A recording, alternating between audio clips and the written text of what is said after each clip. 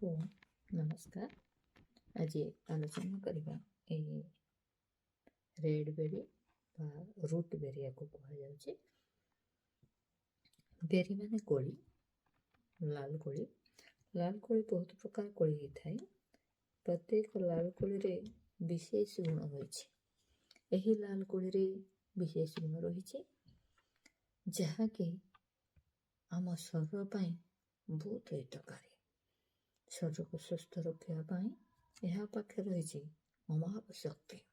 ଶକ୍ତିର ଭଣ୍ଡାର କହିଲେ ଅତ୍ୟୁକ୍ତି ହେବ ନାହିଁ। ଇଏ ଆପଣଙ୍କର ହାଇ ବିପିକୁ କଣ୍ଟ୍ରୋଲ କରିଥାଏ। ଲୋ ବ୍ଲଡ୍ ପ୍ରେସରକୁ କଣ୍ଟ୍ରୋଲ କରିଥାଏ। ବ୍ଲଡ୍ ପ୍ରେସରକୁ ସମ ରଖିଥାଏ।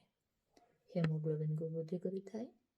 ଆ ପାଖରେ ବିଶେଷ ଗୁଣ ରହିଛି ଯାହାକି ବୟସ ହେଲା ପରେ ବିଭିନ୍ନ ପ୍ରକାର ଚର୍ମଜନିତ ସମସ୍ୟା ଆସିଥାଏ ମୁହଁରେ, ତାକୁ ଦୂର କରିପାରିଥାଏ।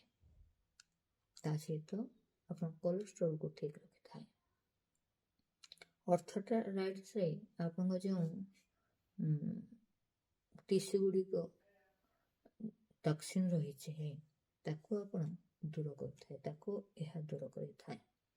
ତା ସହିତ ଫ୍ୟାଟି ଲିଭର, ବିଭିନ୍ନ ପ୍ରକାର ଖରାପ ଖାଦ୍ୟ ପାନୀୟ ପିଇବା ଦ୍ୱାରା ଲିଭର ଡ୍ୟାମେଜ୍ ହେଇଥାଏ। ଆଉ ସେ ଲିଭରରେ ଯେଉଁ ଟକ୍ସିନ୍ ଥାଏ ତାକୁ କୁହାଯାଇଥାଏ ଫ୍ୟାଟି ଲିଭର। ସେଇ ଫ୍ୟାଟି ଲିଭରକୁ ପୁରା ରିକଭରି କରିଥାଏ।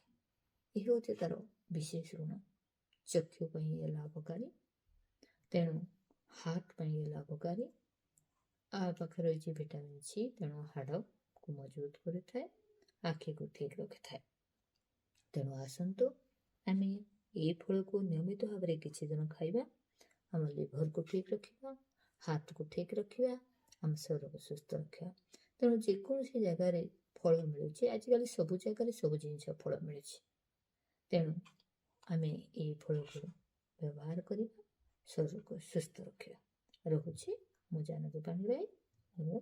ନମସ୍କାର।